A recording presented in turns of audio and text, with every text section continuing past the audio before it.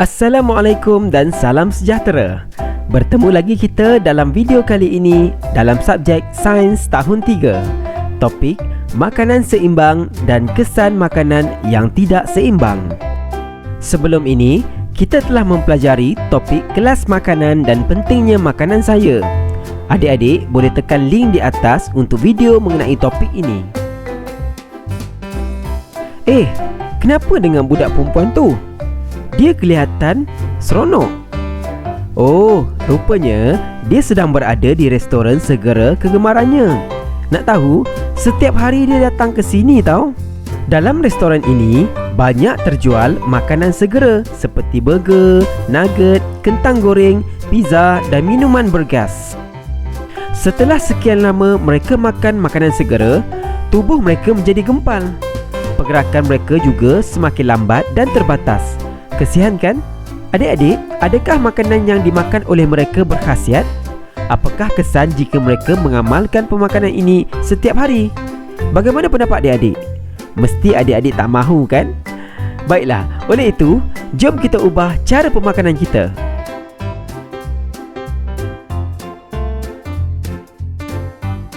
Saya ingin mengamalkan pemakanan seimbang. Tapi, bagaimana caranya?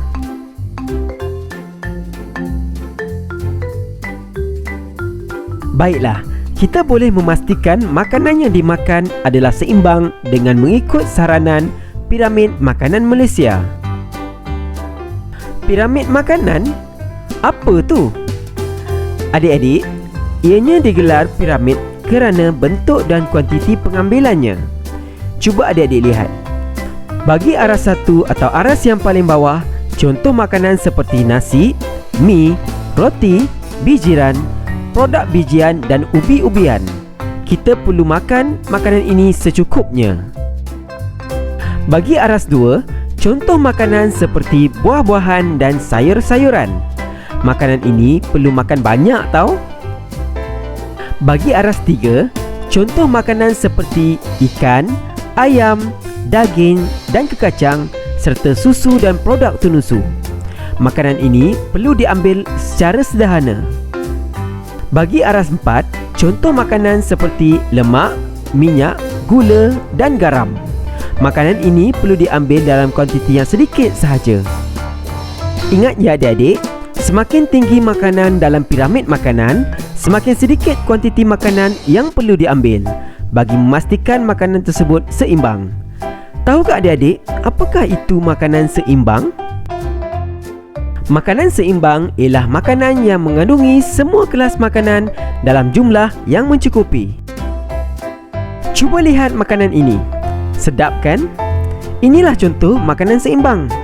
Ada karbohidrat di nasi, protein dan lemak pada ayam, vitamin, mineral, air dan pelawas pada sayur brokoli dan temikai. Inilah contoh makanan seimbang, sedap dan sihat.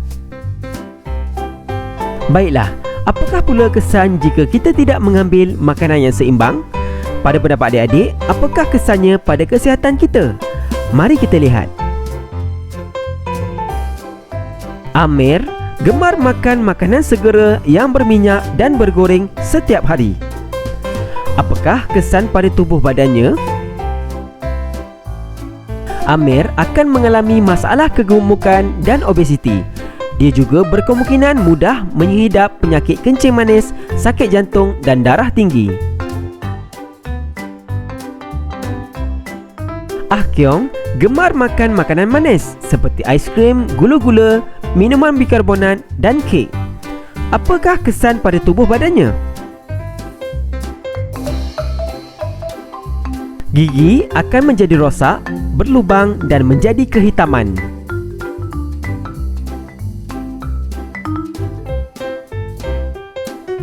Ravi sering menolak untuk makan sayur dan buah-buahan.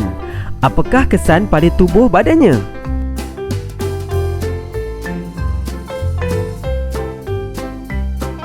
Beliau akan mengalami masalah sembelit iaitu sukar untuk membuang air besar. Inilah tabiat dan kesan jika kita mengambil makanan yang tidak seimbang. Jadi, kita kena jaga pemakanan tahu adik-adik. Makanlah makanan seimbang mengikut saranan Piramid Makanan Malaysia. Baiklah, itulah perkongsian video mengenai makanan seimbang dan kesan makanan yang tidak seimbang. Pastinya adik-adik inginkan tubuh badan jadi sihat dan kuat kan? Boleh tak adik-adik ciptakan menu makanan seimbang mengikut kreativiti adik-adik? Tulis di ruangan komen di bawah. Like video ini jika anda rasa bermanfaat dan tekan butang subscribe untuk terus mengikuti video seterusnya. Sampai jumpa lagi. Jaga diri, jaga kesihatan. Assalamualaikum.